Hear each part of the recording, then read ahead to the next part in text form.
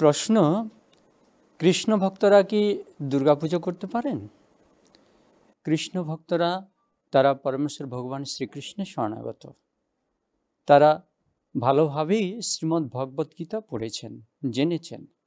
গীতাতে স্বয়ং পরমেশ্বর ভগবান বলছেন, কামস্তত্র হিতজ্ঞান প্রপদ্যন্তে অন্য দেবতা তং তং নিয়মমস্থায় প্রকৃতা নিয়তাংশয়া। কামস্তত্র হিতজ্ঞানা, অর্থাৎ জড় কামনা বাসনার দ্বারা যাদের জ্ঞান অপহৃত হয়ে যায় তারাই কেবল অন্য দেবদেবীদের পুজো আরাধনা করেন। সুতরাং পরমেশ্বর ভগবান শ্রীকৃষ্ণের যারা ভক্ত তারা কেনই বা দুর্গা পূজা করতে যাবেন বা অন্য কোনো দেবদেবীর পূজা করতে যাবেন? পরমেশ্বর ভগবান শ্রীকৃষ্ণ গীতাতে আরও বলেছেন, রাজগুহ্য যোগে, জানতি দেবব্রতা দেবান পিতৃন জানতি পিতৃব্রতা ভূতানি জানতি ভূতেজ্জা জানতি মজ্জাজিনোপিমাম। অর্থাৎ দেবতাদের উপাসকেরা তারা দেবলোক প্রাপ্ত হন এবং ভূত পেত আদির উপাসকেরা ভূতলোক লাভ করেন।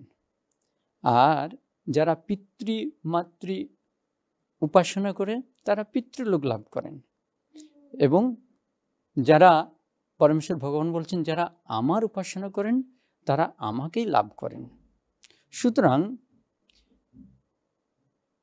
ভক্তগণ তো ভগবানের আরাধনাতে রত, তারা ভগবানকেই লাভ করতে চায় এবং ভগবদ্ধামে যেতে চায়।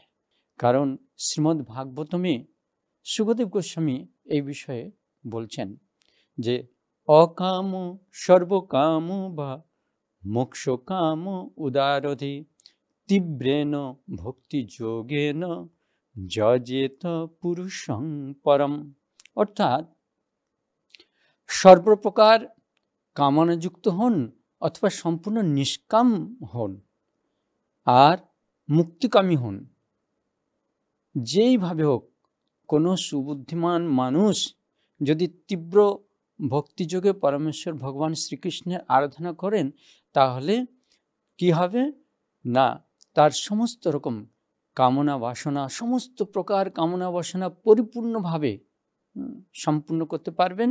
এবং সেই সঙ্গে আমরা যদি পরমেশ্বর ভগবানের আরাধনা করি, ভগবানের শ্রীচরণে আমরা ভক্তি, প্রেম ভক্তি লাভ করার জন্য আমরা ধীরে ধীরে এগিয়ে যাব। কৃষ্ণ হচ্ছেন, আমরা জানি যে অখিল বিশ্ব ব্রহ্মাণ্ডের মালিক পরমেশ্বর ভগবান স্বয়ং। শুধু আমরা বলছি না, স্বয়ং এই জগতের যিনি সৃষ্টিদাতা পিতামহ ব্রহ্মা তিনি বলছেন ব্রহ্মসংগীতাতে, ঈশ্বর পরম কৃষ্ণ সচ্চিদানন্দ বিগ্রহ অনাদির আদি গোবিন্দ সর্বকারণ কারণম। ঈশ্বর পরম কৃষ্ণ সচ্চিদানন্দ বিগ্রহ, অনাদির আদি। কৃষ্ণ হচ্ছেন অখিল বিশ্ব ব্রহ্মাণ্ডের মালিক পরমেশ্বর ভগবান, তিনি অনাদির আদি, তার উপরে আর কেউ নেই। স্বয়ং মহাদেব বলছেন, আরাধনানং সর্বেশং বিষ্ণু আরাধনাং পরম। অর্থাৎ পরম বিষ্ণু পরমেশ্বর ভগবান শ্রীকৃষ্ণের আরাধনা করাই হচ্ছে এই জগতে যত রকমের আরাধনা হচ্ছে তার মধ্যে সর্বশ্রেষ্ঠ আরাধনা। এবং অন্যান্য শাস্ত্রগ্রন্থে, বৈদিক শাস্ত্রগ্রন্থেও বলা হয়েছে, যেমন শ্রীমদ্ ভাগবতমে স্বয়ং ব্যাসদেব 24 জন অবতারের বর্ণনা করার পরে ব্যাসদেব বললেন, এতে চাংস কলা পুংস কৃষ্ণস্তু ভগবান স্বয়ং ইন্দ্রিয়ারি ব্যাকুলং লোকং মৃঢ়য়ন্তি যুগে যুগে। 24 জন অবতারের বর্ণনা করার পর ব্যাসদেব বলছেন কৃষ্ণ কোনো অবতার নন, কৃষ্ণ হচ্ছেন এই সমূহ অবতার গণের উৎস, অবতারই। সুতরাং কৃষ্ণ হচ্ছেন একমাত্র পরমেশ্বর ভগবান। গীতাতে স্বয়ং ভগবান বলছেন, অহং সর্বস্ব প্রভব মত্ত সর্বং প্রবর্ততে ইতি মত্তা ভজন্তে মাং বুধা ভাব সমান্বিতঃ। অর্থাৎ ভগবান বলছেন, আমি সমগ্র জড় এবং চিন্ময় জগতের উৎস। সেই তত্ত্ব যথাযথভাবে জেনে পণ্ডিতগণ আমার আরাধনা করেন, শুদ্ধ ভক্তি সহকারে আমার ভজনা করেন। যারা যথার্থ পণ্ডিত তারা হচ্ছেন পরমেশ্বর ভগবানের শরণাগত হবেন। সুতরাং একটু বিচার করুন যে ভগবান স্বয়ং বলছেন, আমি জড় চেতন জগতের সব কিছুর উৎস। অর্থাৎ চিন্ময় জগৎ আর জড় জগতের উৎস হচ্ছেন স্বয়ং ভগবান শ্রীকৃষ্ণ। আর এই যে জড় জগৎ, সমগ্র চেতন জগৎ ও জড় জগতের সৃষ্টিকর্তা হচ্ছেন স্বয়ং পরমেশ্বর ভগবান। আর ভগবানের সৃষ্ট এই চেতন জগতের তুলনায় এই জড় জগৎটি অতি ক্ষুদ্রাতি ক্ষুদ্র। আবার এই ক্ষুদ্র জড় জগতের মধ্যে অসংখ্য অসংখ্য ব্রহ্মাণ্ডগুলি অবস্থান করছে। আর প্রত্যেক ব্রহ্মাণ্ডে এক একজন করে ব্রহ্মা রয়েছেন, এক একজন করে ইন্দ্র রয়েছেন, এক একজন করে দুর্গা দেবী রয়েছেন, ইত্যাদি ইত্যাদি। সুতরাং অসংখ্য ব্রহ্মাণ্ড যেমন রয়েছেন, অসংখ্য ব্রহ্মাও তেমন রয়েছে। হ্যাঁ, আমাদের ব্রহ্মার তো 4টি মাথা, চতুর্মুখ ব্রহ্মা, কিন্তু অন্যান্য ব্রহ্মাণ্ডে আরও অনেক অনেক, কোথাও 8 মাথা, 10 মাথা, 20 মাথা, 50 মাথা, এরকম অসংখ্য অসংখ্য মাথাওয়ালা ব্রহ্মা রয়েছেন। এগুলো বৈদিক শাস্ত্রে রয়েছে, এগুলো কখনো ভুল নয়। এটা হচ্ছে যথার্থ শিক্ষা, অ্যাবসলিউট ট্রুথ, ধ্রুবসত্য। আর এই যে ব্রহ্মা, ইন্দ্র অসংখ্য অসংখ্য রয়েছে এবং দুর্গা দেবীও সেভাবে অসংখ্য রয়েছে। সব কিছুই পরমেশ্বর ভগবানের দ্বারা পরিচালিত হচ্ছে। সেই সম্পর্কে স্বয়ং ভগবান কত সুন্দর উদাহরণ দিয়ে শ্রীমদ্ ভগবদ গীতার বিজ্ঞান যোগে 7 নম্বর শ্লোকে, 7ম অধ্যায় 7ম নম্বর শ্লোকে বলছেন, মত্ত পরতরং নান্যং কিঞ্চিদস্তি ধনঞ্জয় মই সর্বমৃদং পুত্রং সূত্রে মুনি গণাইব। অর্থাৎ ভগবান বলছেন, হে ধনঞ্জয়, আমার থেকে শ্রেষ্ঠ আর কেউ নেই।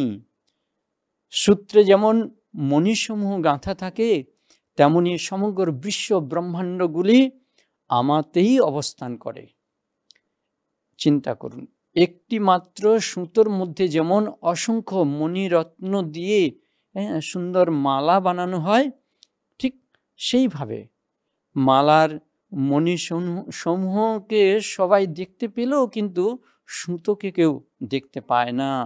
ঠিক সেইভাবে অসংখ্য অসংখ্য ব্রহ্মাণ্ড রয়েছে। সেই ব্রহ্মাণ্ড সম্বন্ধে অনেকেই অনেক কিছু জানতে পারে, কিন্তু পরমেশ্বর ভগবান সম্বন্ধে সবাই জানতে পারে না। সে সম্বন্ধে স্বয়ং ভগবান বিজ্ঞান যোগে 19 নম্বর শ্লোকে বলছেন, বহুনাং জন্মনামন্তে জ্ঞানবান বাং প্রপদ্যতে বাসুদেব সর্বমিতি সমহাত্মা সুদুর্লভ। সেই সব মহাত্মা অত্যন্ত সুদুর্লভ।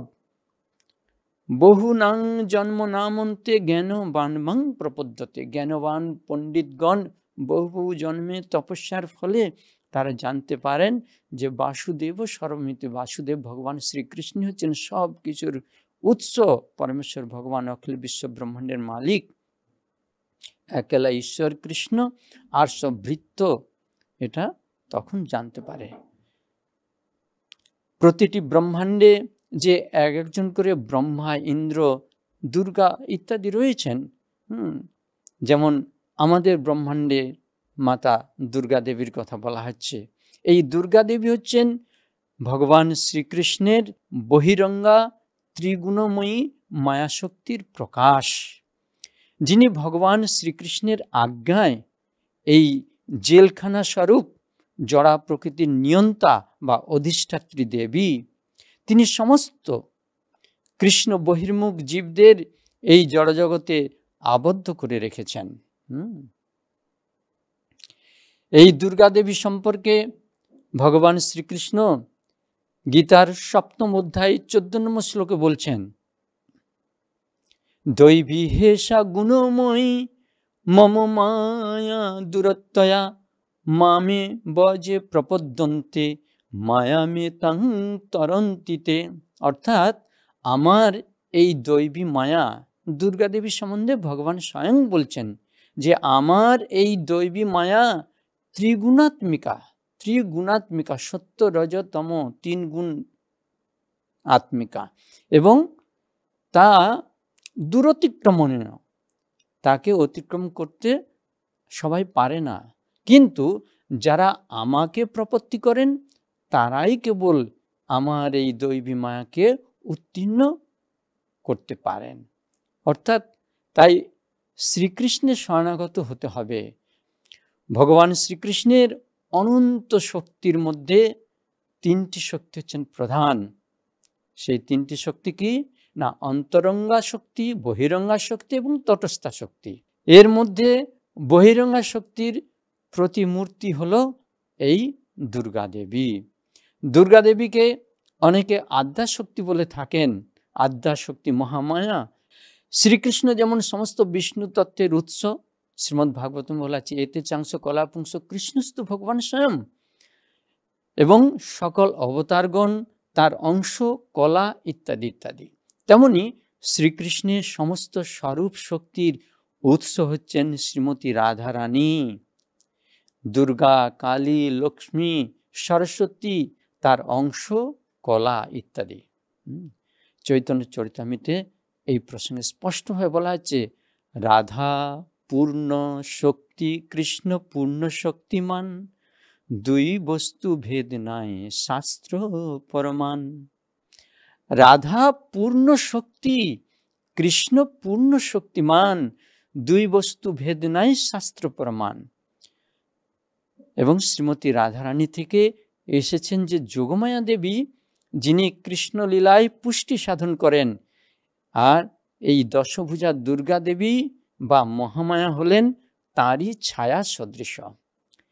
কৃষ্ণ বহির্মুখ হইয়া ভগবাঞ্ছা করে, অতএব মায়া তারে ঝাপটিয়া ধরে। ঠিক যেমন বিদ্যুৎ শক্তি 2 ভাবে কার্য করে থাকে। প্রচণ্ড গরমে যেমন ঠান্ডা করতে এসি, ফ্রিজ, ফ্যান ইত্যাদিতে কাজে লাগে, সেই বিদ্যুৎ শক্তি, একই বিদ্যুৎ শক্তি আবার প্রচণ্ড উত্তাপ সৃষ্টি করে বড় বড় কলকারখানা, হিটার, লাইট ইত্যাদিতে কাজে লাগে। একই শক্তি যোগমায়া রূপে ভগবানের লীলা পুষ্টি করছেন, ভগবানের চরণেতে ভক্তি লাভ করতে এবং প্রচার কার্য করতে সহযোগিতা করছেন। আবার সেই শক্তি মহামায়া রূপে কৃষ্ণ থেকে ভুলিয়ে দূরে সরিয়ে নিয়ে যাচ্ছেন যারা ভোগ বাসনা করতে চায়, তাদের ভোগ করতে সাহায্য করছেন। এই জড়জগৎরূপী দুর্গের অধ্যক্ষা বলে এনার নাম হচ্ছেন দুর্গা। এই জড়জগৎকে আবার জেলখানা বা সংশোধনাগারও বলা হয়, কারণ কৃষ্ণকে ভুলে যারা ভোগ করতে চায়, মা দুর্গা মা তাদের ত্রিশূল দিয়ে দুঃখ, যন্ত্রণা, কষ্ট ইত্যাদি দিতে থাকেন, যতক্ষণ না তারা ভগবান শ্রীকৃষ্ণের চরণে আত্মসমর্পণ করছেন ততক্ষণ তাদের নিস্তার নেই। কারণ তাদের সংশোধন করার জন্যই এই জেলখানার সদৃশ এই জড়জগৎ। সাধারণ লোকেরা তারা দুর্গা পূজা করে এবং দুর্গা মায়ের কাছে ধনং দেহি, জনং দেহি, যশ দেহি, রূপং দেহি ইত্যাদি ইত্যাদি, ধন, ঐশ্বর্য, স্ত্রী, পুত্র, কন্যা ইত্যাদি লাভ করতে চায়। সেগুলি দুর্গা দেবী অতি সহজেই পূরণ করেন এবং এর দ্বারা তাদের এই জড়জগতে আষ্টে পৃষ্ঠে বেঁধে রাখেন 3 গুণের মাধ্যমে। সেটি মায়ের প্রকৃত কৃপা নয়, সেটি মায়ের হচ্ছে কপট কৃপা।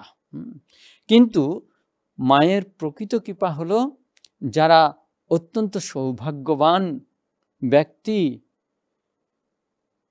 তারা হচ্ছে যারা কৃষ্ণ ভক্তি লাভ করতে চায়, অর্থাৎ ব্রহ্মাণ্ড ভ্রমিতে কোনো ভাগ্যবান জীব গুরু কৃষ্ণ প্রসাদে পায় ভক্তিলতা বীজ। তারা ভগবানের কাছে প্রার্থনা করেন, ন ধনং ন জনং ন সুন্দরিং কবিতাং বা জগদীশ কাময়ে মম জন্মনি জন্মনেশ্বরে ভবতাদ ভক্তির অহৈতুকিতই। তারা কেবলমাত্র পরমেশ্বর ভগবানের কাছে প্রেম ভক্তি ছাড়া, অহৈতুকী ভক্তি ছাড়া আর কোনো কিছুই চায় না। তখন দুর্গা মা অত্যন্ত প্রসন্ন হয়ে তাদের অনায়াসে এই জড়জগতের বন্ধন থেকে মুক্ত করে চিন্ময় জগতে প্রবেশের অধিকার প্রদান করেন। কারণ মা দুর্গা হচ্ছেন পরম বৈষ্ণবী। শিব যেমন পরম বৈষ্ণব, ভগবানের পরম ভক্ত, তেমনি মাতা দুর্গা দেবী তিনি ভালোভাবে জানেন যারা পরমেশ্বর ভগবান শ্রীকৃষ্ণের শরণাগত তারা ঠিক গাছের গোড়াতে জল ঢালার মতন উপযুক্ত জায়গাতে সেবা করছেন এবং উদরে খাদ্য দিচ্ছেন। তারা অত্যন্ত বুদ্ধিমান। এই সম্পর্কে শ্রীমদ্ ভাগবতমে বলা হচ্ছে, যথা তরুর মূলং নিষেচনেন ত্রিপন্তি তৎস্কন্দ ভুজ উপশাখা প্রাণোপহারাচ্চ যথেন্দ্রিয়াণং তথৈব সর্বম অর্হণম অচ্যুতেজ্জা। অর্থাৎ গাছের গোড়াতে জল সেচন করলে যেমন সেই গাছের ডাল, কাণ্ড, শাখা, প্রশাখা, পাতা, ফুল, ফলে আলাদাভাবে জল দিতে হয় না, এমনিতেই সুপুষ্ট হয়। এবং উদরে খাদ্য দিলে যেমন অন্যান্য ইন্দ্রিয়গুলো তৃপ্ত হয় এবং শক্তি লাভ করে, তেমনি পরমেশ্বর ভগবান শ্রীকৃষ্ণ হচ্ছেন গাছের মূল। সেই পরমেশ্বর ভগবান শ্রীকৃষ্ণের পূজা করলে সমস্ত দেব দেবীগণ এমনিতেই সন্তুষ্ট হন, তাদের আর আলাদাভাবে পুজো করতে হয় না। তাই সবশেষে বলি, শ্রীমদ্ ভাগবতমের নির্দেশ দেওয়া আছে যে দেবর্ষি ভূত্রাত্রনীনাং পিতৃনাং ন কিঙ্কর নয়মৃণী চ রাজন সর্বাত্মনা যো শরণং শরণ্যং গত মুকুন্দং পরিহৃত্য কর্তম। অর্থাৎ যিনি সকলের আশ্রয়দাতা পরমেশ্বর ভগবান, সেই পরমেশ্বর ভগবানের যিনি শরণাগত হন, তাঁর আর কোনো দেব দেবী, ঋষি, মুনি, রাজা, পিতৃ, মাতৃ ইত্যাদি কারোর প্রতি কোনো কর্তব্য বাকি থাকে না এবং সকলের সমস্ত রকমের ঋণ থেকে সম্পূর্ণভাবে মুক্ত হয়ে পরমেশ্বর ভগবানের কাছে ভগবত ধামে ফিরে যান। হরে কৃষ্ণ। জয় পরম বৈষ্ণবী দুর্গা মাতা কি। পরমেশ্বর ভগবান অখিল বিশ্ব ব্রহ্মাণ্ডের মালিক ভগবান শ্রীকৃষ্ণ কি। জগৎগুরু শ্রীল প্রভুপাদ কি। গৌর প্রেমানন্দে হরি হরি।